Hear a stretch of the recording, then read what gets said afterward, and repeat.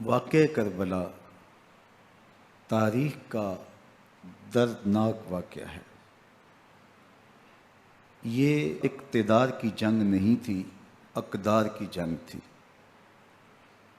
دو شخصیتوں کی لڑائی نہیں تھی، دو نظریات کا ٹکراؤ تھا۔ یہ حق اور باطل کا معرکہ تھا۔ یزید ظلم کا استعارہ ہے، حسین ابن علی امن کی علامت ہے۔ یزید جبر کا پتلا ہے، حسین صبر کا پیکر ہے۔ یزید اپنی بدطینت فطرت اور اپنی طبع ناہموار کے باعث دنیا پر ذلت و رسوائی، ظلم، جبر، جور و زیادتی کی علامت بن کے ابھرا، اور حسین ابن علی رضی اللہ تعالی عنہ حق و صداقت کا نشان بن کے ابھرا۔ کربلا کے تپتے ہوئے ریگزار میں حسینی اور یزیدی دو کردار سامنے آتے ہیں۔ اقبال نے کہا تھا، موسیٰ و فرعون و شبیر و یزید، ایند و قوت از حیات آید پدید، زندہ حق از قوت شبیری است، باطل آخر داغ حسرت میری است، سرخ رو عشق غیور از خون او، شوخی ای مصرع از مضمون او، تا قیامت قطع استبداد کر، موج خون او چمن ایجاد کر۔ یزید بہدل کی بیٹی محسون کا ناپاک بیٹا تھا، اور حسین محمد عربی کی بیٹی فاطمہ کا شہزادہ تھا۔ یزید دمشق کے اطراف میں سرجون اور جریر اختل جیسے اوباشوں کے جرمٹ میں پل کے جوان ہوا۔ حسین کے گھر کا دروازہ مسجد نبوی کے اندر کھلتا تھا۔ یزید نشے میں دھت ہو کر کے نمازیں چھوڑ دیتا تھا۔ حسین کی کربلا کے اندر بھی نماز تہجد قضا نہیں ہوئی۔ یزید ظلم کا دوسرا نام ہے، حسین امن کی علامت ہے۔ یزید نے زندگی میں ایک مرتبہ حج کیا اور شراب کے مٹکے ساتھ لے کے آیا، اور اختل اور دیگر گویوں اور مغنیوں کو اپنے ساتھ رکھا تاکہ سفر آسانی سے کٹے۔ حسین ابن علی نے 25 حج سواری ہونے کے باوجود پیدل کیے۔ یزید حج بیت اللہ کے بعد مدینہ المنورہ آیا اور شراب کی ایک مجلس بپا کی۔ حضرت امام حسین رضی اللہ تعالی عنہ جب وہاں پہنچے تو شراب کی پھیلی ہوئی بدبو کو محسوس کرتے ہوئے فرمایا، یہ بو کیسی ہے؟ تو نشے میں دھت یزید بولا، یہ شام میں بنتی ہے، اور ایک جام منگوایا اور اس کو پیتے ہوئے دوسرا جام حضرت امام حسین رضی اللہ تعالی عنہ کی طرف بڑھاتے ہوئے کہا، ابا عبداللہ لیجئے۔ تو حضرت امام حسین رضی اللہ تعالی عنہ نے فرمایا، میں اس کی طرف دیکھتا بھی نہیں ہوں، اور پھر وہ عشقی اشعار پڑھنے لگا۔ جب یزید کی شراب نوشی کا منظر امام حسین رضی اللہ تعالی عنہ اپنی آنکھوں سے دیکھ چکے تھے تو مجھے بتاؤ، یزید کے ہاتھ پہ امام حسین کا پاک ہاتھ کیسے آتا؟ حضرت امام حسین رضی اللہ تعالی عنہ جس ماحول میں پلے تھے، جس ماحول میں پرورش پائی تھی، جس ماحول میں رہے تھے، وہ پاکیزہ اور تقدس مآب ماحول تھا۔ اور یزید کبھی اطراف دمشق میں، کبھی غوطہ میں، کبھی الخضرہ محل میں، اور کبھی کہاں داد عیش دیتا رہا اور لہو و لعب کے اندر مصروف رہا، اور اس کی زندگی ان چیزوں سے عبارت تھی۔ وہ محرمات کو حلال قرار دیتا، شراب نوشی اس کی ہڈیوں میں رچی ہوئی تھی، اور شریعت بیضا کا مذاق اڑایا کرتا۔ اور حسین ابن علی رضی اللہ تعالی عنہ کی دوستیاں جن لوگوں سے تھی وہ عبداللہ ابن عباس تھے، عبداللہ ابن عمر تھے، حضرت عبد الرحمن بن ابو بکر رضی اللہ تعالی عنہ تھے۔ یزید تو جوا کھیلتا رہا، یزید تو قمار بازی کرتا رہا، یزید تو شراب نوشی کرتا رہا، اور حسین ابن علی مسجد نبوی کے ممبر میں حضور کے پہلوؤں میں بیٹھتے رہے۔ زمانے نے وہ منظر دیکھا کہ سرخ رنگ کے جوڑے پہنے ہوئے حسنین کریمین حجرہ فاطمہ سے نکلتے ہیں، کم عمری کی وجہ سے کبھی گرتے ہیں کبھی سنبھلتے ہیں، اور آقا کریم خطبہ ارشاد کر رہے ہیں، خطبہ چھوڑ کے حضور نے شہزادوں کو اٹھا لیا۔ وہ منظر بھی زمانے نے دیکھا۔ حضرت عبداللہ بن شداد کہتے ہیں کہ حضور سجدے میں تھے اور سجدہ اتنا طویل ہو گیا، ہمیں لگا یا تو وحی کا نزول ہو رہا ہے یا پھر اللہ کا حکم آ گیا اور اللہ کے محبوب کی روح قبض کر لی گئی۔ لیکن میں نے جب نظریں اٹھا کے ننکیوں سے دیکھا تو کیا منظر تھا کہ حسین ابن علی حضور کی پشت پہ بیٹھے ہوئے اور میرے آقا سجدے کو طول دے رہے ہیں۔ اللہ اکبر! حسین کے لیے پیغمبر کے سجدوں کو طول دیا جا رہا ہے۔ حسین ابن علی کبھی ممبر پہ حضور کی اطراف میں بیٹھتے ہیں، وہ منظر بھی دنیا نے دیکھا کہ حضور کے مبارک کندھوں پر حسین ابن علی بیٹھے ہیں اور حضور کی زلفوں کو پکڑا ہوا ہے۔ تو حضرت عمر رضی اللہ تعالیٰ عنہ دیکھ کے کہتے ہیں واہ واہ کیسی سواری میسر آئی حسین ابن علی کو۔ تو میرے آقا مسکرا کے کہتے ہیں عمر سواری دیکھتے ہو سوار بھی تو دیکھو۔ اللہ اکبر!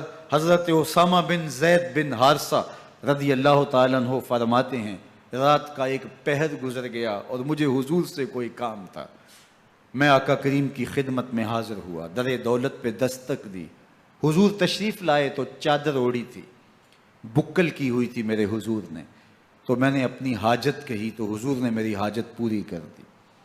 لیکن ایک منظر میں نے دیکھا کہ حضور نے جو چادر کی بکل فرمائی تھی اس کے اطراف میں پہلوؤں میں ابھار تھے جس طرح اندر کوئی ہو۔ مجھ سے نہ رہا گیا، میں نے پوچھ لیا، میں نے کہا بندہ نواز چادر کے اندر کیا ہے؟ فَكَشَفَهُ، تو حضور نے چادر کو کھول دیا۔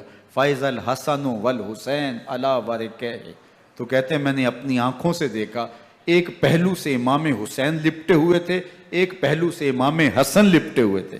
فرمایا یہ میرے بیٹے ہیں، یہ میری بیٹی کے بیٹے ہیں، اے اللہ میں ان سے پیار کرتا ہوں، تو بھی ان سے پیار کر، جو ان سے پیار کرے اس سے بھی پیار کر۔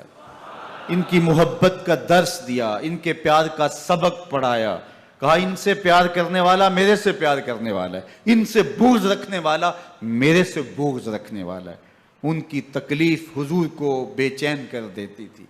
حضرت سیدہ فاطمہ الزہرا رضی اللہ تعالی عنہ کے گھر کے قریب سے گزرے تو حضرت امام حسین کے رونے کی آواز آ رہی تھی، تو آقا کریم علیہ السلام نے فرمایا کہ فاطمہ حسین کو چپ کرواؤ، الا تعلمی ان بقاءہ یوزینی، تو جانتی نہیں حسین کا رونا مجھے دکھ دیتا ہے۔ حسین ابن علی کو حضور رونے نہیں دیتے تھے، ان کو دکھی نہیں ہونے دیتے تھے، کیونکہ رسول اللہ صلی اللہ علیہ وسلم جانتے تھے کہ یہ کتنے دکھ سہے گا، کتنی تکلیفوں سے گزرے گا اور کتنے مصائب سہے گا۔ زمانے نے وہ گھڑیاں بھی دیکھیں کہ حضرت حذیفہ بن یمان رضی اللہ تعالیٰ عنہ فرماتے ہیں کہ میں حضور کی خدمت میں نماز مغرب کی ادائیگی کے لیے حاضر ہوا، اور میں نے یہ اجازت خاص طور پہ اپنی ماں سے اس شرط پہ لی تھی کہ امی آپ مجھے اجازت دیں، میں حضور کی خدمت میں حاضر ہوتا ہوں، مغرب کی نماز بھی ادا کروں گا اور پھر حضور سے عرض کروں گا حضور میرے لیے اور میری ماں کے لیے بخشش کی دعا کر دیجئے۔ ماں نے اس شرط پہ اجازت دے دی اور میں حضور کی خدمت میں آ گیا، نماز مغرب ادا کی، سلام پھرا تو میرے دل میں آرزو تھی میں حضور سے عرض کروں حضور میرے لیے اور میری ماں کے لیے مغفرت کی بخشش کی دعا کر دیں، لیکن حضور عبادات میں ذکر میں نوافل میں ایسے مشغول ہوئے کہ میں آرزو رکھنے کے باوجود بھی عرض نہ کر سکا۔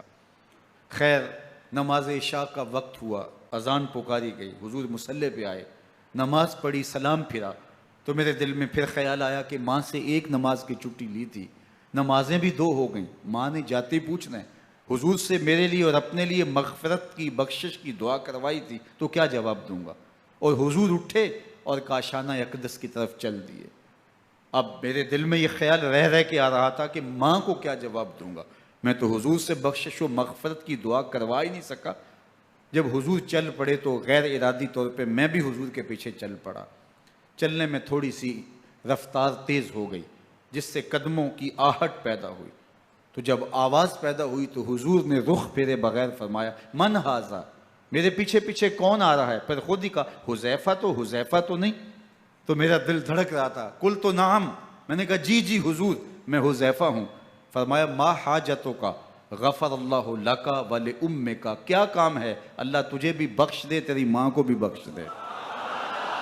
اب جو کام تھا وہ جنبش لب سے پہلے ہی ہو گیا، یہاں تو لفظوں کا سہارا بھی نہیں لینا پڑتا، وہ بند لبوں کی بولیاں بھی سنتے ہیں۔ اقبال بولا ہے، فروغت صبح آثار و دہور، چشم تو بی نندائے ما فی الصدور، تیری نظر تو سینوں کے چھپے راز بھی دیکھتی ہے۔ تو کہا، ما حاجتوں کا، غفر اللہ لک ولامک، اللہ تجھے بخش دے، تیری ماں کی بھی مغفرت کر دے، کیا کام ہے؟ اب جو کام تھا وہ تو ہو گیا۔ تو میرے حضور نے ارشاد فرمایا، حذیفہ سنو، ابھی ایک فرشتہ آیا ہے جو اس سے قبل دھرتی پر پہلے کبھی نہیں آیا، آج پہلی مرتبہ اللہ سے اجازت لے کے 2 کام کرنے آیا ہے۔ ایک تو مجھے سلام کرنے آیا ہے، اور دوسرا خوشخبری دینے آیا ہے کہ آپ کی بیٹی فاطمہ جنتی عورتوں کی سردار ہے، اور حسن اور حسین جنتی جوانوں کے سردار۔ ایک طرف یزید ناپاک میسون کا پلیت بیٹا، اور ایک طرف محمد عربی کا نواسا، فاطمہ کے دودھ کا اثر، علی المرتضیٰ کے خون کی تاثیر، رسول اللہ صلی اللہ علیہ وسلم کے کندھوں پہ بیٹھنے والا۔ ایک دن حضور نے امام حسین رضی اللہ تعالیٰ عنہ کے ہاتھ پکڑ لیے اور ان کے پاؤں اپنے پاؤں پہ رکھے، اور پھر فرمایا، بیٹے آگے بڑھو، اور ان کے پاؤں حضور کی پنڈلیوں پہ آئے۔ پھر کہا، بیٹے اور آگے بڑھو، حتیٰ کہ ان کے پاؤں حضور کی رانوں پہ آئے۔ پھر فرمایا، بیٹا اور آگے بڑھو، تو ان کے پاؤں حضور کے مبارک بطن اقدس پہ آئے۔ پھر بازوؤں کو کھینچ کے اپنے قریب کیا اور حسین ابن علی کے منہ میں اپنی زبان رکھ دی، اور وہ اس طرح چوس رہے تھے جس طرح کھجور چوسی جاتی ہے۔ تو اللہ کے محبوب علیہ السلام نے حسین ابن علی کو اپنی زبان کا لعاب دہن دے کر کے، وہ شیر رحمت دے کر کے، وہ کوثر و تسلیم سے پاکیزہ تر آب رحمت عطا کر کے ان کی ہمیشہ کے لیے پیاس بجھا دی، تاکہ کل کربلا کے تپتے ہوئے ریگزار میں حسین ابن علی کو پیاس کی شدت تنگ نہ کرے اور پائے استقلال میں لغزش نہ آنے پائے۔ ان نازوں سے پالے ہوئے حسین کو، ان محبتوں سے پالے ہوئے حسین ابن علی کو امتحان بھی اتنے بڑے درپیش تھے۔ یاری تیری سونا پر ازمیشاں تیریاں اگ، سونا پرکھیا جامدہ ہے نال اگاں دے لگ۔ جتنا بڑا شخص ہوتا ہے اتنی آزمائشیں بھی بڑی ہوتی ہیں۔ پیغمبر رحمت کی آغوش میں کھیلنے والا، حجرہ فاطمہ کا جانشین، مصلی رسول کا وارث، منبر رسول صلی اللہ علیہ وآلہ وسلم پر حضور کے مبارک پہلو اور گود میں بیٹھنے والا حسین، حضور کی زبان چوسنے والا حسین، حضور کے کندھوں پہ سواری کرنے والا حسین، آقا کریم علیہ السلام کے مبارک سجدے کی حالت کے اندر حضور کی پشت پہ کھیلنے والا حسین، جس حسین کا دروازہ مسجد نبوی کے اندر کھلتا تھا اور یزید کی کرتوتوں کے چشم دید گواہ تھے۔ یزید جب تخت نشین ہوتا ہے تو اسے یہ فکر ہوتی ہے کہ امام حسین، عبداللہ بن زبیر، عبداللہ بن عمر، عبداللہ ابن عباس، یہ میری بیعت کریں۔ اور وہ ولید بن عقبہ کو لکھتا ہے کہ ہر صورت میں ان کی بیعت لو، اور اگر بیعت نہ دیں تو سختی کرو۔ حضرت امام حسین رضی اللہ تعالی عنہ کو بلاوا آتا ہے کہ آپ کو دارالامارت میں گورنر ہاؤس میں بلایا جا رہا ہے، ولید بن عقبہ کا پیغام آپ کو پہنچتا ہے۔ آپ اس وقت فرماتے ہیں کہ اس وقت جو پیغام پہنچا ہے وہ کسی خطرے سے خالی نہیں ہے، تو کچھ سواروں کو ساتھ لیا، کہا تم دارالامارت کے باہر کھڑے رہنا، اگر میری آواز بلند ہوئی تو اندر آ جانا، ورنہ تم انتظار کرنا۔ آپ اندر گئے۔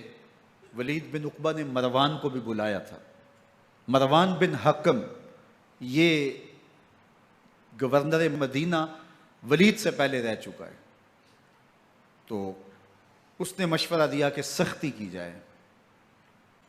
خیر ولید بن عقبہ نے کہا کہ یہ خط ہے، حضرت امیر معاویہ کا انتقال ہو گیا اور یزید تخت نشین ہوا ہے، لہٰذا وہ آپ سے بیعت کا مطالبہ کرتا ہے۔ تو حضرت امام حسین رضی اللہ تعالیٰ عنہ نے فرمایا کہ میرے جیسا شخص یوں چھپ کے بیعت نہیں کر سکتا، اور آپ واپس پلٹے۔ مروان بن حکم نے ولید بن عقبہ کو کہا کہ یہ موقع ہے جانے نہ دیا جائے، اگر یہ نکل گئے تو دوبارہ تم قابو نہیں پا سکو گے اور انہیں یہیں قتل کر دیا جائے۔ حضرت امام حسین رضی اللہ تعالیٰ عنہ نے یہ بات سن لی۔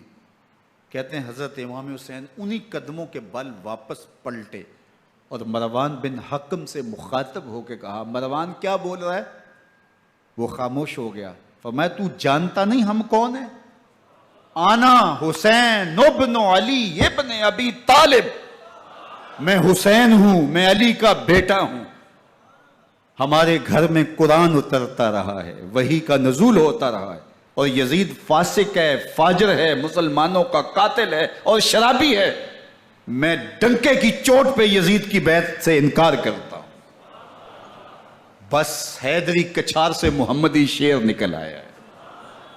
اب اوسان خطا ہو گئے، راستہ چھوڑ دیا، واپس آئے، سیدہ زینب سے ملے، کہا مدینے کو چھوڑنا پڑے گا۔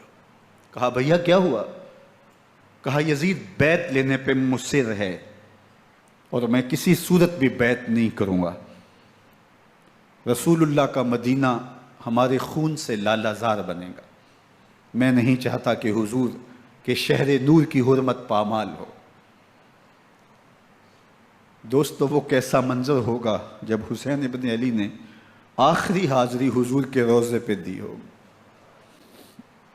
حاجی یا معتمر 10 دن کے لیے، 8 دن کے لیے، 20 دن کے لیے مدینہ المنورہ عارضی سکونت اختیار کرتا ہے، اور حضور کے روضہ انور سے، اس شہر نور سے، ان گلیوں سے،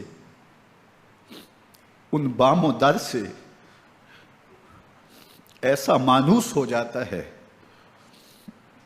کہ جب واپس پلٹ رہا ہوتا ہے ان دعاؤں کے ساتھ کہ دوبارہ آنا بھی نصیب ہو، اور اسے لگتا ہے کہ میں دوبارہ بھی بلایا جاؤں گا، لیکن اس کے باوجود شہر حبیب چھوڑنا قیامت سے کم نہیں ہوتا۔ اعظم چشتی مرحوم آخری بار جب حضور کے روضہ انور پہ گئے تو بیمار تھے، ویل چیئر پہ تھے۔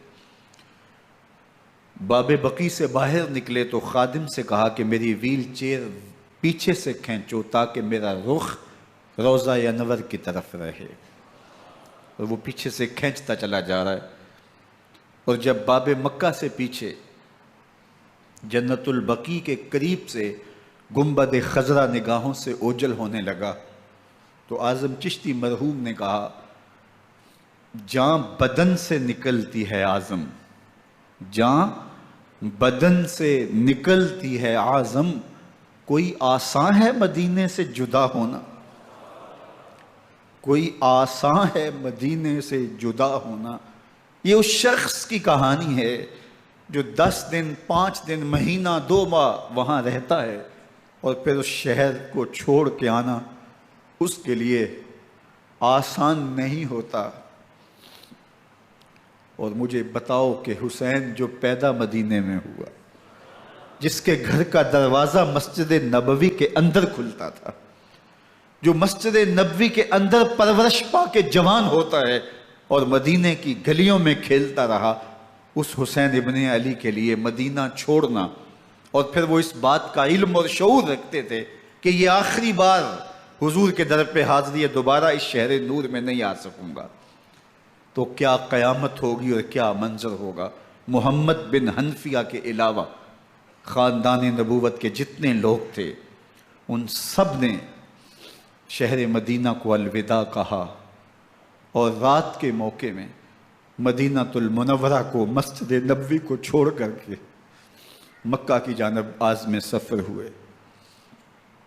3 شعبان المعظم کو مکہ المکرمہ پہنچتے ہیں، ادھر کوفیوں کے خطوط آنے شروع ہو جاتے ہیں۔ حضرت امام حسین رضی اللہ تعالیٰ عنہ مسلم بن عقیل رضی اللہ تعالیٰ عنہ کو صورتحال معلوم کرنے کے لیے بھیج دیتے ہیں۔ 40,000 کوفی آپ کے ہاتھ پہ بیعت کر لیتے ہیں۔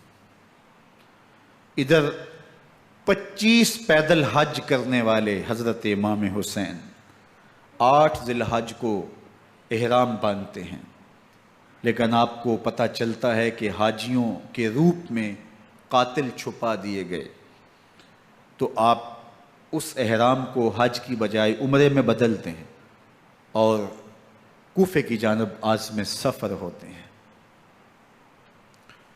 کائنات والو، ذرا سینے پہ ہاتھ رکھ کے دیکھو کہ یہ کتنا مشکل مرحلہ تھا۔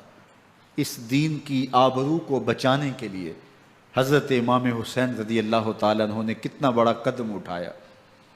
آپ کے بہیخہ، دوست، احباب عبداللہ بن عمر یہ سارے روکتے ہیں۔ عبداللہ بن عباس کہتے ہیں حضرت نہ جائیے، الکوفی لا یوفی، کوفی کبھی وفا نہیں کرتے، آپ کے والد کو وہاں شہید کیا گیا، لیکن آپ ایک فرض کو نبھانے جا رہے ہیں۔ میرے غم گسارو، میرے مہربانوں، نہ روکو مجھ کو جانے دو، مجھے نانے کے دی کی ڈوبتی کشتی بچانے دو، میں جاتا ہوں کہ دنیا پر وفا کا نام رہ جائے، میں رہوں نہ رہوں پر عظمت اسلام رہ جائے۔ میں نہیں جاتا تو نبی کے گھر کی آن جاتی ہے، میں نہیں جاتا تو نبی کے گھر کی آن جاتی ہے، تمہارا دین جاتا ہے میری غیرت ایمان جاتی ہے۔ حضرت امام حسین یہاں سے چلتے ہیں، ابھی راستے میں ہی پہنچتے ہیں کہ یہ خبر آتی ہے کہ کوفے والوں نے بے وفائی کر دی، حضرت مسلم بن عقیل رضی اللہ تعالیٰ عنہ کو شہید کر دیا گیا، نعمان بن بشیر معزول کر دیے گئے، ابن مرجانہ ابن زیاد وہاں متعین کر دیا گیا جو سخت گیر شخص تھا، اور اس نے لوگوں کو ڈرایا دھمکایا اور کوفے کے لوگوں کے دل بدل گئے اور وہ بیعتیں توڑنے لگے۔ وہ منظر مسجد کوفہ کا کتنا دلگداز تھا، جب امام نماز کے لیے کھڑے ہوئے تو 40,000 لوگ آپ کے پیچھے تھا۔ جب سلام پھیرا اور امام نے دیکھا کہ پیچھے لوگ نہیں ہیں، پھر لوگوں نے اپنے دروازے بھی بند کر لیے۔ رات کی تنہائیاں ہیں اور حضرت مسلم بن عقیل کو کوئی پناہ دینے والا نہیں ہے۔ لوگوں نے دروازے بند کر لیے کہ کہیں ہمارے گھر میں نہ آ جائیں اور ہم مشقت اور حکومتی تشدد کا شکار نہ ہوں۔ کتنا دردناک لمحہ ہے حضرت مسلم بن عقیل رضی اللہ تعالیٰ عنہ پہ، اور پھر حضرت مسلم بن عقیل بے دردی سے شہید کر دیے جاتے ہیں۔ آپ ابھی راستے میں ہیں، یہ ساری کہانی پہنچتی ہے کہ حضرت مسلم شہید کر دیے گئے اور بے دردی سے شہید کر دیے گئے۔ وہ جنہوں نے خط لکھے تھے کہ ہم آپ کے ساتھ ہیں اور ہم منتظر ہیں، چشم برا ہیں، آپ کے قدموں کی چاپ سننے کے لیے بےتاب ہیں، آج انہوں نے بیعتیں توڑ دی۔ 40,000 کوفی منحرف ہو گئے۔ مسجد کوفہ کا وہ منظر کس قدر روح کو تڑپا دینے والا تھا۔ ہم پچھلے سال عصر اور مغرب کے درمیان جب کوفہ پہنچے تو سورج ڈوبنے کے قریب تھا۔ میں نے اپنی زندگی میں اتنا اداس موسم کہیں نہیں دیکھا جتنا اداس موسم کوفے میں دیکھا۔ ایسے لگتا تھا جس طرح کوفے کی آب و ہوا آج بھی شرمندہ ہے۔ جو مسلم بن عقیل اور خاندان نبوت کے ساتھ اہل کوفہ نے کیا، حضرت امام حسین رضی اللہ تعالیٰ عنہ کو ان کے بہی خواہوں نے، اعزاء نے، اقربا نے، دوستوں نے، آوان و انصار نے، ساتھیوں نے کہا کہ حضرت حالات یکسر تبدیل ہو گئے، اب ہمیں مراجعت کر جانی چاہیے، واپس پلٹ جانا چاہیے۔ تو حضرت امام حسین کافی سوچ بچار میں رہے، پھر اس کے بعد آپ نے فیصلہ کیا کہ ہم آگے بڑھیں گے۔ دوستوں نے کہا کہ حضرت اگر آپ آگے بڑھیں گے تو ہمیں لگتا ہے کہ وہ آپ کے ساتھ سلوک اچھا نہیں کریں گے اور آپ بچوں کے سامنے پیاسے شہید کر دیے جائیں گے۔ تو حضرت امام حسین رضی اللہ تعالیٰ عنہ نے وہاں ایک خطبہ ارشاد فرمایا کہ لوگوں تم جو مجھے بتا رہے ہو مجھے اچھی طرح معلوم ہے، جو تم مجھے منظر پیش کر رہے ہو وہ میری نگاہوں میں ہے، اور جو کچھ ہونے والا ہے چشم تصور وہ منظر دیکھ رہی ہے۔ چونکہ حضرت امام حسین رضی اللہ تعالیٰ عنہ کی شہادت کی خبر حضرت امام حسین کے پیدا ہوتے ہی خاندان نبوت میں عام تھی۔ حضور علیہ السلام کو یہ بات جبریل امین نے آ کے بتائی تھی جب حسین ابن علی کے ساتھ حضور محبت کا اظہار کر رہے تھے، تو یہ جبریل امین نے آ کے کہا تھا حضور آپ کا یہ بیٹا ارض طف میں شہید کر دیا جائے گا، اور کربلا کی مٹی لا کے حضور کو دی اور ام سلمہ کو حضور نے عطا کر دی۔ حضرت ام سلمہ کہتی ہیں کہ ایک دن میں سوئی تو خواب دیکھا کہ حضور کے مبارک بال بکھرے ہوئے ہیں اور سخت پریشان ہیں، تو میں نے کہا کہ حضور آپ کی یہ کیا حالت ہے؟ وَبِيَدِهِ قَارُورَةٌ، اور حضور کے ہاتھ میں ایک شیشی ہے، فیہا دمن، جس کے اندر خون ہے۔ تو میں نے کہا حضور یہ کیا؟ فرمایا میں قتل گاہ حسین سے آ رہا ہوں اور یہ حسین ابن علی کا خون ہے۔ تو کہا 10 محرم کا دن تھا، دوپہر کا یہ منظر تھا، میں کیلولہ کر کے اٹھی، جب میں نے دیکھا تو وہ شیشی جس میں کربلا کی مٹی رکھی تھی وہ خون بن چکی تھی۔ تو یہ خبر پہلے دی گئی تھی، یہ بتا دیا گیا تھا۔ فرمایا میرے دوستو جو تم مجھے بتاتے ہو میں اس سے بے خبر نہیں ہوں، یہ سب کچھ ہونے والا ہے، لیکن اس کے باوجود میں کیوں جا رہا ہوں؟ تو آپ کا ایک تاریخ ساز جملہ ہے جو کربلا کے فلسفے کو ہمارے سامنے رکھتا ہے کہ یہ اتنا بڑا امتحان کیوں دیا۔ حضرت امام حسین رضی اللہ تعالیٰ عنہ نے فرمایا وَلَكُمْ فِيَّ أُسْوَةٌ، میں اس لیے جا رہا ہوں قیامت تک ظلم، جبر اور ناانصافی کے خلاف کھڑے ہونے والوں کے لیے کوئی نمونہ تو ہو۔ میری زندگی قیامت تک ظلم، جبر اور استحصالی نظام کے خلاف کھڑے ہونے والوں کے لیے نمونہ ہے۔ تو حضرت امام حسین رضی اللہ تعالیٰ عنہ نے حق اور باطل کے درمیان ایک سرخ لکیر کھینچ دی اپنے خون سے۔ اب حق اور باطل کا امتیاز کرنا مشکل نہیں ہے، کوئی باطل پہ اڑا رہے تو الگ بات ہے، لیکن امتیاز کرنا مشکل نہیں ہے۔ حدود بالکل واضح کر دیں۔ اقبال نے یہاں کتنی خوبصورتی کے ساتھ اس مضمون کو نبھایا۔ سرخ رو عشق غیور از خون او، شوخی این مصرع از مضمون او، تا قیامت قطع استبداد کر، موج خون او چمن ایجاد کر۔ ایک جہاں آباد کر دیا، حق اور باطل کی راہیں اجال دی۔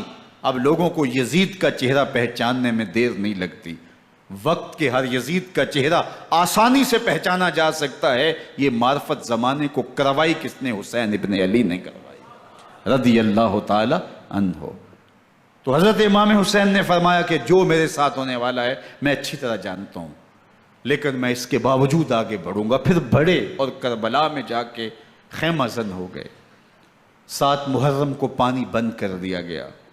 پانی بند ہوا تو کھانا بھی میسر نہیں تھا، لیکن ذکر پانی کا ہوتا ہے اس لیے کہ کھانے کے بغیر انسان کئی دن کاٹ لیتا ہے، لیکن پانی کے بغیر گزر نہیں ہوتی۔ تو فرات کی نہر سامنے اپنی موجوں کے ساتھ چمک رہی ہے، لیکن ایک قطرہ آب بھی آل رسول کو نہیں دیا جا رہا۔ کائنات کے اندر ایسے انوکھے امتحان بھی ہوتے ہیں۔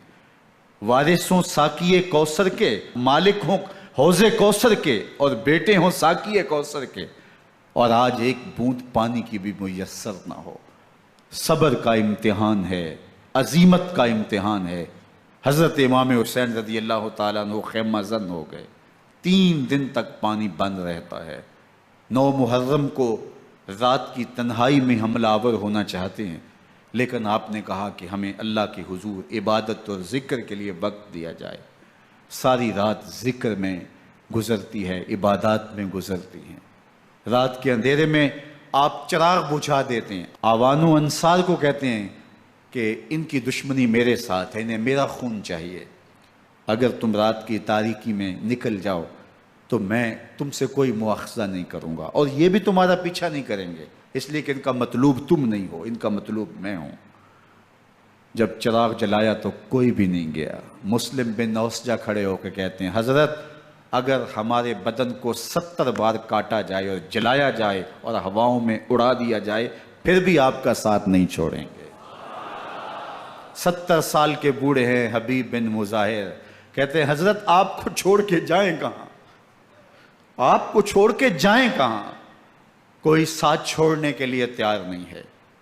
پیاس ہے، سخت گرمی ہے، کربلا کا ماحول ہے، 72 افراد اور خاندان کی خواتین میدان کربلا میں خیمہ زن ہیں۔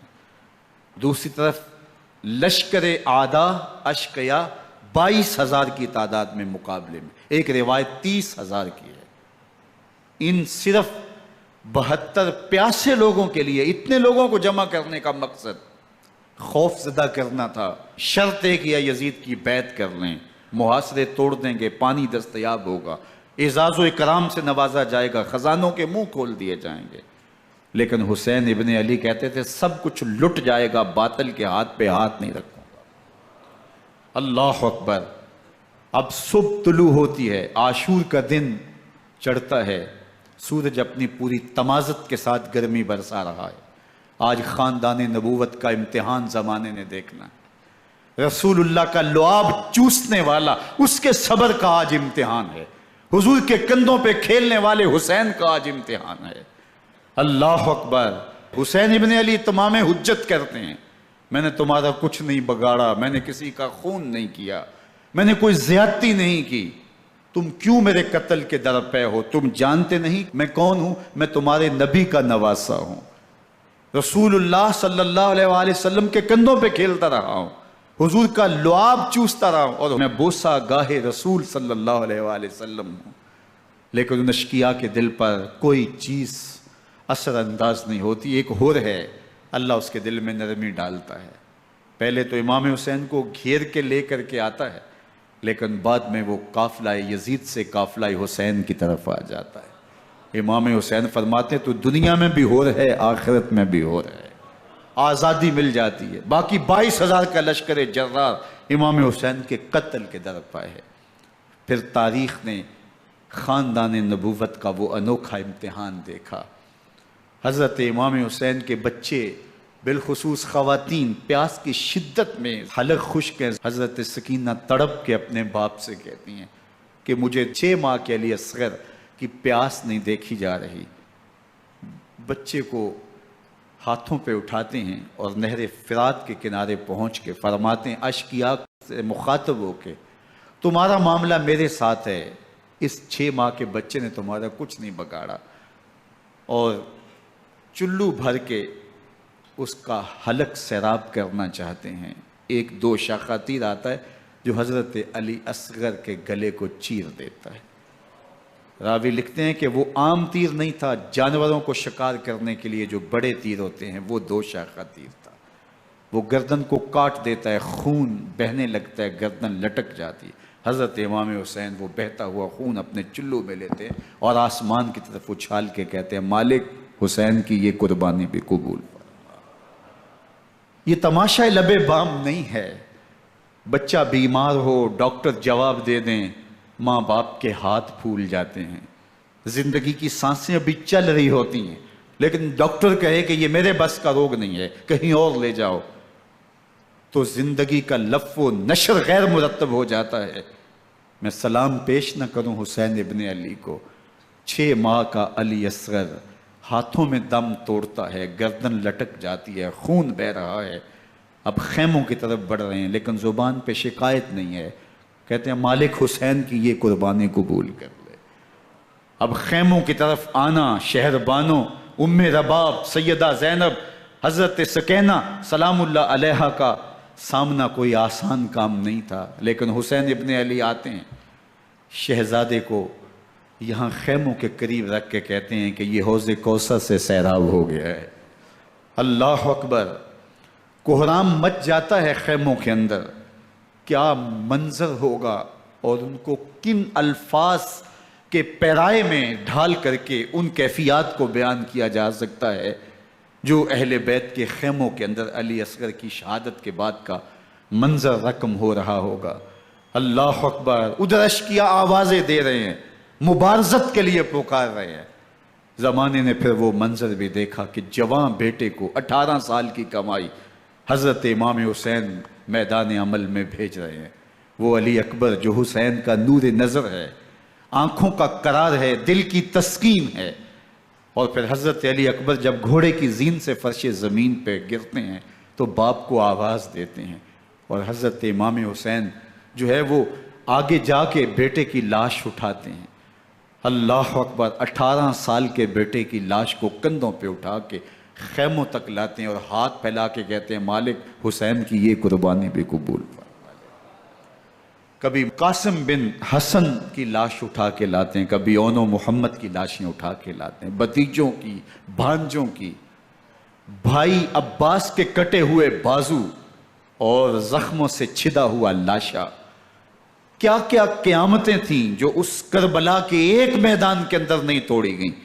حضرت امام حسین پر دکھ پہ دکھ، تکلیفوں پہ تکلیفیں، اب 71 لاشیں اٹھا کے خیموں تک پہنچا چکے، اور ادھر مبارزت کی دعوت دی جا رہی، آؤ میدان عمل میں آؤ، اب دیر کیوں کر رہے ہو۔ رسول اللہ کا حرم، رسول اللہ کی شہزادیاں جو نازوں میں پلی تھیں، وہ کلیاں جو شبنم کا بوجھ بھی گوارا نہیں کر سکتی تھی، آج مصیبتوں کے پہاڑ ٹوٹ گئے۔ حضرت امام حسین کبھی شہربانوں کو، کبھی ام رباب کو دلاسا دیتے ہیں، کبھی حضرت زینب کو کہتے ہیں۔ حضرت زینب کربلا کے اس میدان کے اندر بڑے حوصلے کے ساتھ اپنے بھائی کے ساتھ کھڑی رہی، اپنے 2 بیٹے راہ خدا میں پیش کیے، ان کی لاشیں وصول کی، لیکن زینب جس جرأت کے ساتھ، جس پامردی کے ساتھ اس سارے منظر کو حوصلے کے ساتھ سہتی رہی، وہ یقیناً حوصلہ سیدہ زینب سلام اللہ علیہا کا ہی ہے۔ لیکن یہ وہ منظر تھا کہ زینب کا دل بھی ڈول گیا جب حسین ابن علی گھوڑے پہ بیٹھنے لگے، اور ان کو گھوڑے میں بٹھانے والا کوئی نہیں تھا، اور جو بھی سوار جاتا پھر واپس اس کی لاش ہی آتی اور حسین ابن علی لے کے آتے۔ آج حسین ابن علی جا رہے ہیں، زندگی کا سارا سرمایہ لٹ رہا ہے، حضرت زینب سلام اللہ علیہا سنبھل نہیں رہی۔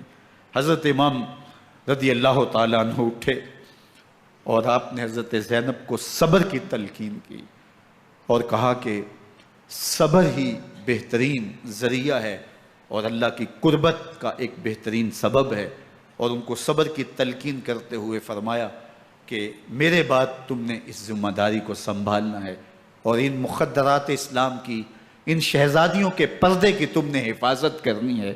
اور پھر گھوڑے کی زین کس کے امام حسین لشکر اشقیاء کی طرف بڑھتے ہیں۔ اب خیموں سے سسکیوں کی آواز آ رہی ہے، ان کا سردار، ان کا تاجدار آج سب کو چھوڑ کے کربلا کے میدان کی طرف بڑھ رہا ہے۔ جرم کیا کیا، قصور کیا کیا، اس نے کیا زیادتی کی کہ آج نیزوں اور انیوں کے مقابلے میں 22,000 کا لشکر حضرت امام حسین پہ ٹوٹ پڑتا ہے۔ آپ پھر تمام حجت کرتے ہیں میں نے کسی کو قتل نہیں کیا، خون ناحق نہیں بہایا، میرے خون کے درپے کیوں ہو، اپنی آخرت کیوں برباد کرتے ہو، تم جانتے نہیں میں کون ہوں، میں تمہارے نبی کا نواسا ہوں۔ لیکن ابن زیاد کہتا ہے مقابلے میں آؤ۔ پھر حضرت امام حسین رضی اللہ تعالیٰ عنہ مقابلے میں آتے ہیں، اور جب گھوڑے کو ایڑ لگا کے دشمن اشقیاء پہ ٹوٹتے ہیں تو پھر ایسا منظر ہوتا ہے کہ وہ بھیڑ بکریوں کی طرح آگے بھاگتے ہیں۔ 71 زخم کلیجے پہ لیے شجاعت کا یہ پیکر جب میدان میں آتا ہے، آواز آتی یہ کون ذی وقار ہے، بلا کا شاہ سوار ہے، لباس ہے پھٹا ہوا غبار سے اٹا ہوا، تمام جسم نازنی چدا ہوا کٹا ہوا، یہ نبی کا نور عین ہے، یہ بالیقین حسین ہے، یہ حسین ابن علی ہے رضی اللہ تعالیٰ عنہ۔ پھر چاند بادلوں میں گھر جاتا ہے، شامی غنڈے تیر برساتے ہیں، تلواروں سے آپ کے بدن پر ضربیں لگاتے ہیں اور نیزوں سے آپ کے بدن کو پرو دیتے ہیں۔ جب آپ کا پیراہن بعد میں اتارا گیا تو آپ کے پیراہن میں 122 سوراخ تیروں کے تھے، 33 زخم تلواروں کے اور 34 گھاؤ نیزوں کے تھے۔ جب گھوڑے کی زین سے فرش زمین پر آئے، بدن چھلنی تھا، زخم زخم سے خون بہ رہا تھا، 3 دن کا پیاسا حسین، اللہ اکبر، بدن زخموں سے چور، 71 لاشیں کلیجے پہ لیے، مخدرات اسلام کے پردے کا خیال دل میں الگ ہے، لیکن گھوڑے کی زین سے جب فرش زمین پہ امام حسین آتے ہیں، زبان پہ ہائے نہیں، نالا و شیون نہیں، چیخ و پکار نہیں، آتے ہی پیشانی سجدے میں رکھتے ہیں اور پکارتے ہیں اللہم ردن بقضائک وصبرن علی بلائک تسلیما لامرک سبحان ربی العالی۔ مالک گھر لٹا کے، بچے لٹا کے، خاندان سب کچھ قربان کر کے، اپنے بدن کو زخموں سے چھلنی کروا کے، تیروں اور نیزوں کی انیوں سے اپنے آپ کو زخمی کروا کے، تیرے حضور سر جھکا کے یہ اقرار کرتا ہوں کہ حسین تیری تقدیر پہ راضی ہے، مالک تو بھی بتا، تو بھی حسین پہ راضی ہوا ہے کہ نہیں ہوا۔ آواز آ رہی ہے، اس پیاسے پر علی شیر خدا کو ناز ہے، اس نواسے پر محمد مصطفیٰ کو ناز ہے۔ اوروں نے بھی سجدے کیے پر اس کا عجب انداز ہے، اس نے وہ سجدہ کیا جس پر خدا کو ناز۔ حسین ابن علی رضی اللہ تعالیٰ عنہ کا سر انور دستے قاتل نے تب کاٹا جب وہ سجدے میں جھکا ہوا تھا۔ یزید نے کہا میں بیعت لوں گا، امام حسین نے کہا کبھی بھی نہیں دوں گا، یہ سر کٹ سکتا ہے جھک نہیں سکتا۔ سر کاٹ کے نیزے کی نوک پہ چڑھا دیا گیا اور یہ اس بات کا اعلان تھا کہ ہم جیت گئے اور حسینی ہار گئے، اور لشکر یزید میں غوغا مچ گیا، نقارے بجنے لگے کہ ہم جیت گئے، دیکھو امام حسین شہید کر دیے گئے، اور سر کاٹ کے نیزے کی نوک پہ چڑھایا گیا۔ لیکن لشکر یزید سے ہی آواز آئی یہ کیسا سر ہے جو کٹ کے بھی سر بلندی ہے، کٹ گیا ہے پھر بھی اونچا ہے، اللہ اکبر، یہ سر سجدے میں کٹا ہے، رب کے حضور عبادت کی حالت میں کٹا ہے۔ حسین آج بھی سجدے میں ہے، اللہ اکبر، حسین آج بھی سجدے میں ہے، بلکہ کٹے ہوئے سر کا رخ زمین کی جانب تھا اور کٹی گردن آسمان کی طرف، یوں نیزے پہ پرویا گیا۔ اللہ اکبر، ایک شاعر نے نقشہ کھینچا، بآنکھ سر نیزے پہ اور سوئے زمین ہے روح، یعنی سجدہ ثانی کی ہے آرزو۔ رکعت کے 2 سجدے ہوتے ہیں، ابھی ایک سجدہ ہوا تھا کہ دست قاتل نے سر کاٹ دیا، کہا حسین کی پیشانی میں دوسرے سجدے کی تمنا مچل رہی ہے۔ یہ تھا حسین ابن علی کا سجدہ، ساری زندگی رب کے حضور سجدہ قضا نہیں ہونے دیا۔ آج پانی نہیں ہے، اللہ اکبر، آج تیمم کر لیتے ہیں، آج اپنے خون کو اوڑھ کر کے حسین نے اپنی پیشانی اپنے مالک کے حضور جھکا کر کے عظیمت کی وہ انوکھی داستاں رقم کر دی کہ صدیاں گزرنے کے باوجود بھی ان کی یادوں کے چراغ روشن ہیں۔ جب حضرت امام حسین اور دوسرے آیان و انصار کو شہید کر دیا گیا تو ان کے سر نیزوں کی نوک پہ چڑھا دیے گئے۔ حضرت امام حسین کا کٹا ہوا سر اور باقی 71 افراد کے کٹے ہوئے سر نیزوں کی نوک پہ، اور 10 سواروں کو ابن سعد نے کہا کہ ان کو رون دو، اور گھوڑوں کی ٹاپوں تلے حضرت امام حسین رضی اللہ تعالیٰ عنہ اور ان کے آوان و انصار کو جو ہے وہ روندا گیا، حتیٰ کہ ان کی استخوان مبارک، ان کی ہڈیاں بھی چور چور ہو گئیں۔ روننے سے قبل ان کا لباس اتار لیا، ان کے کپڑے اتار لیے گئے۔ اللہ اکبر، کیسی دردناک گھڑیاں تھیں۔ یزید کا صرف یہی بد کرداری کا مرحلہ نہیں تھا، اس کربلا کے صحرا کے اندر یزید نے جس طرح امام حسین رضی اللہ تعالیٰ عنہ کو شہید کیا اور حضرت امام حسین کے خاندان کو شہید کیا، جب مدینہ المنورہ پر یزید نے مسلم بن عقبہ کو مقرر کیا، جس کو بزرگوں نے مصرب بن عقبہ کہا ہے، تو اس کو کہا 3 دن تک مدینے کا حرم تمہارے لیے حلال ہوگا، جو چاہو تم کرنا، اور شامی فوجوں کو اجازت ہوگی۔ تو وہاں بھی انہوں نے 10,000 تابعین اور 700 صحابہ کو شہید کیا۔ حضرت ابو سعید خدری رضی اللہ تعالیٰ عنہ گھر سے باہر نکلے، کافی بوڑھے ہو چکے تھے، تو انہوں نے حضرت ابو سعید خدری کو پکڑ لیا، کہا تم کون ہو؟ کہا مجھے ابو سعید خدری کہتے ہیں۔ تو کہا ہاں تمہارا نام سنا ہے، اور داڑھی سے پکڑ کے کھینچا اور کہا کہ ہے تمہارے پاس جو ہمیں دو؟ تو کہا کہ میرے پاس تو کچھ بھی نہیں، میں تو فقیر آدمی ہوں۔ تو ان کے گھر ان کو لے گئے، تو 2 کبوتر رکھے تھے حضرت ابو سعید خدری نے، تو وہ کبوتر لوٹ کے لے گئے۔ اللہ اکبر۔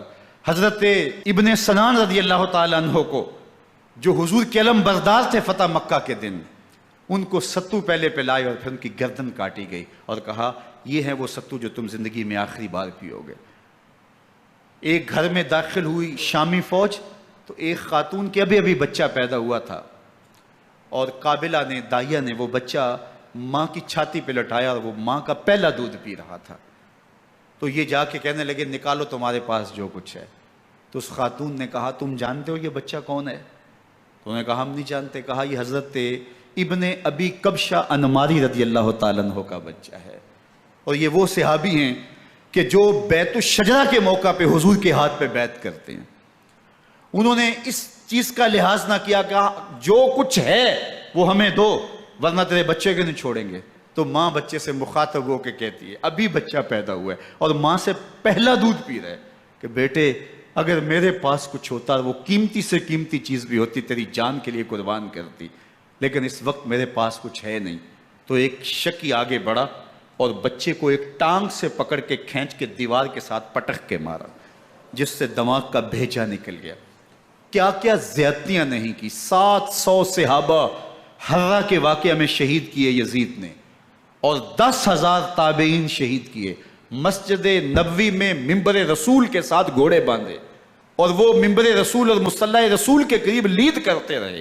حضرت سعید عبد المسیب فرماتے ہیں میں نابینا تھا اور حضور کے روضہ انور کے پاس بیٹھا تھا، اور یزید کے سپاہی آتے، جو بھی مسجد میں نظر آتا پکڑ کے لے جاتے، مجھے نابینا سمجھ کے چھوڑ دیتے، لیکن میں پریشان تھا کہ ظہر کا وقت ہوگا، عصر کا وقت ہوگا، مغرب عشاء کا وقت ہوگا، نہ اذان، نہ اقامت، نہ جماعت، تو کیسے مجھے پتہ چلے گا کہ نماز کا وقت ہو گیا، اور کیسی میری نمازوں کا کیا بنے گا؟ میں اس فکر میں بیٹھا تھا۔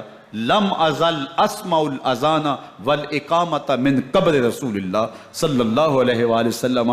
فرماتے ہیں جب بھی پھر نماز کا وقت آیا، گنبد خضرا سے اذان کی بھی آواز آئی، اقامت کی بھی آواز آئی۔ 3 دن تک مسجد نبوی کے اندر گھوڑے بندے رہے، اور مدینہ کی حرمت پامال کی۔ مدینہ کے گھروں کے اندر یہ بدکماش داخل ہوئے، اور جو بدکاریاں انہوں نے کی، کلیجہ منہ کو آتا ہے۔ 1002 شیزائیں ان بدکاروں کی بدکاریوں کی وجہ سے کنواری حالت کے اندر حاملہ ہوئی۔ 3 دن تک مدینے کا حرم انہوں نے پامال کیا، اور پھر مکہ المکرمہ میں کعبہ اللہ پر گولے برسائے، اور کعبہ کا غلاف جل گیا۔ وہ تو یزید مر گیا، اور حضرت عبداللہ ابن زبیر رضی اللہ تعالیٰ عنہ نے اپنی خلافت کا اعلان کیا۔ یزید کے یہ کرتوت تھے، ادھر اہل مدینہ کو ستایا، ادھر اہل مکہ کو ستایا، اور رسول اللہ صلی اللہ علیہ وسلم کے خانوادے کی بے حرمتی اور توہین کی۔ نہ صرف انہیں قتل کیا گیا، ان کی لاشوں پہ گھوڑے دوڑائے۔ ابن سعد اور شمر جو ہے وہ خیموں میں داخل ہوا، اور مخدرات اسلام کی چادریں چھیننے کی کوشش کی۔ حضرت زینب سلام اللہ علیہ نے مخاطب ہو کے کہا ہمارے چہرے کے رکھوالے چلے گئے ہیں، ظالم تو خیال نہیں کرتا ہم رسول اللہ کی بیٹیاں ہیں۔ حضرت شہربانو، حضرت زین العابدین اور حضرت زینب سلام اللہ علیہم، ان تینوں کو ایک اونٹ پہ باندھا گیا، اور باقی اونٹوں پہ باقی سادات کو، حضور کی شہزادیوں کو باندھا گیا، رسیوں میں جکڑا گیا، اور اونٹوں پہ باندھ کر کے کوفے کی جانب آگے آگے شہیدوں کے سر چل رہے ہیں، اور پیچھے یہ قافلہ چل رہا ہے۔ اور جب یہ قافلہ وہاں سے گزرا جہاں لاشیں پڑی تھیں، امام زین العابدین 14 سال کے تھے اور بیمار تھے، اور ان کا حوصلہ نہ ہوا، وہاں غشی ان کے اوپر آنے لگی، اور وہ منظر ابن کثیر نے، باقی لوگوں سب نے لکھا ہے کہ پھر جب ان کی یہ حالت ہوئی تو پھر سیدہ زینب سلام اللہ علیہ، جنہوں نے ابھی تک بڑے حوصلے کے ساتھ ساری مشکلات کا مقابلہ کیا تھا، اب ان کے بندن ٹوٹ گئے اور آنکھوں سے آنسو بہنے لگے، اور سیدہ زینب تھے امام حسین رضی اللہ تعالیٰ عنہ کی لاش پہ کھڑے ہو کے، اور وہ روندی ہوئی لاش، ٹوٹی ہوئی ہڈیاں، اور وہ برینا بدن، کٹا ہوا سر نیزے کی نوک پہ، اور لاش یہ پڑی ہے۔ تو حضرت سیدہ زینب نے مدینے کی طرف منہ کر کے جو ہے وہ حضور سے فریاد کی، یا محمد آہو، یا محمد آہو، ھذا حسین بالآراء مزمل بالدماء، یا محمد آہو بناتوں کا سبایا۔ یا رسول اللہ، اے پیارے آقا، یا جد آہو، اے ہمارے نانا محترم، یہ دیکھیے آپ کا حسین پڑا ہوا ہے۔ بدن سے کپڑے اتار لیے گئے، خاک ہوائیں اڑا رہی ہیں، اور اس کے اوپر چادر جو ہے وہ مٹی کی پڑ گئی ہے۔ حضور آپ کی اولاد کاٹ دی گئی، اور پھر کہا بناتوں کا سبایا، حضور دیکھیے آپ کی بیٹیوں کے ہاتھ باندھ دیے گئے ہیں، اونٹوں پہ کس دیا گیا ہے، سر شہیدہ آگے آگے چل رہے ہیں، اور حضرت سیدنا امام حسین کا آگے آگے سر ہے۔ راستے کے اندر ایک جگہ آئی، رات گزری اور ان کو اتارا گیا۔ رات کا موقع تھا، ایک خاتون آئی اور اس نے کوئی کھانا پیش کیا ان کو، اور کہا کہ میں کسی زمانے میں حضرت سیدہ فاطمہ تو زہرا کی نوکری کیا کرتی تھی، ان کی لونڈی تھی، ان کی کنیز تھی، اور آج مجھے پتہ چلا کہ آپ لوگ گزر رہے ہیں، تو میں نے کہا کہ میں اپنی مخدومہ کے خاندان کی خدمت کروں۔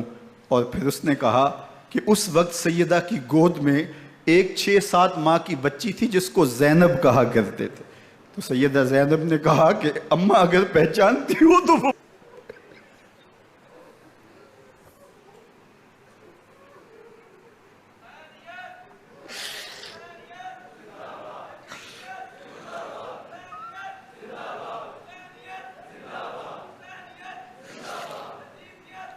یہ تاراج اور لٹا ہوا کارواں پھر وہاں سے کوفے میں کیسے پہنچا، اور کوفے کے اندر سیدہ زینب سلام اللہ علیہا نے وہ یزید کے دربار میں، ابن زیاد کے دربار میں وہ جرأت آمیز جو باتیں کہیں، اللہ اکبر، زینب کی زبان میں علی کی خطابت بول رہی تھی، اور پھر دشمن اور دوست سارے رونے لگے، اور وہ کیا دل گداز منظر تھے۔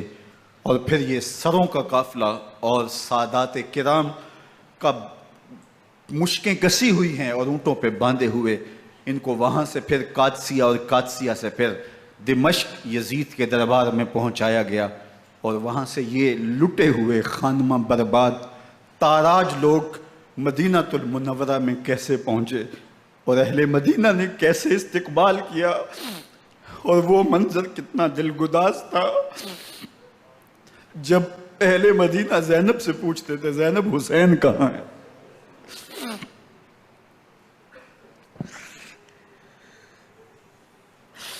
بے مروت بے وفا تیرا بھی کیا افسانہ ہے، جس نے اپنی ہی شمع کو گل کیا تو وہ پروانہ ہے۔ اپنے پیغمبر کے شہزادوں کو اور اپنے پیغمبر کی شہزادیوں کو جو دکھ اس امت نے دیے، یہ کائنات کی ایک انوکھی داستان ہے۔ اللہ ہمیں اسوہ شبیری پہ عمل کی توفیق عطا کرے اور ان کے نقوش پاک کی برکتیں دے، اہل بیت کی محبت ہماری روحوں میں جذب کر دے، اور جس عظیمت کے ساتھ، جس حوصلے کے ساتھ انہوں نے دکھوں کو جھیلا، جو دہکتی آگ کے شعلوں پہ سویا وہ حسین، جو جواں بیٹے کی میت پر نہ رویا وہ حسین، جس نے سب کچھ کھو کے کچھ نہ کھویا وہ حسین، مرتبہ اسلام کا جس نے دوبالا کر دیا، خون نے جس کے دو عالم میں اجالا کر دیا، جو کہ سوزے غم کو سانچے میں خوشی کے ڈھال کے مسکرایا موت کی آنکھوں میں آنکھیں ڈال کے۔ اے حسین ابن علی تم پر سلام، نازش آل نبی تم پر سلام۔ ذرا میرے ساتھ یہ پڑھ لیجئے، اے حسین ابن علی تم پر سلام، نازش آل نبی تم پر سلام، تم پہ لاکھوں رحمتیں لاکھوں سلام، اے شہیدان محبت کے امام، لالا گوں لالا بدن لالا کفن، اے چمن اندر چمن اندر چمن، زندگی ہی زندگی تیری حیات اے حیات اندر حیات اندر حیات، افتخار ملت بیضا ہے تو، رب کعبہ کی قسم یکتا ہے تو، فخر کا دل میں دریچہ باز کرنا چاہیے، جن کا تو آقا ہے ان کو ناز کرنا چاہیے۔ وآخر دعوانا ان الحمدللہ۔